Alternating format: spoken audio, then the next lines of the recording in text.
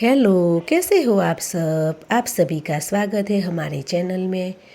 तो आज तो बना रहे हैं बेसन का चीला। तो इस घोल में हमने अजवाइन, लाल मिर्च पाउडर, नमक, हल्दी और धनिया पाउडर, जीरा पाउडर, ये बेसिक मसाले डाल के हमने घोल तैयार किया है। तो तेल लगा के फिर ऐसे चीला बनाएंगे। तो बेसन का चीला तो बहुत ही हेल्दी होता है और बहुत मीठा लगता है। तो साथ में हमने मूंग की दाल बनाई है और रोटी।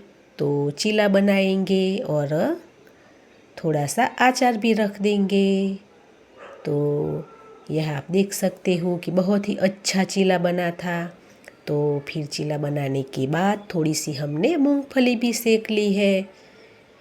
तो मूंगफली सेकने के बाद फिर सर्विंग प्लेट में निकाल लेंगे।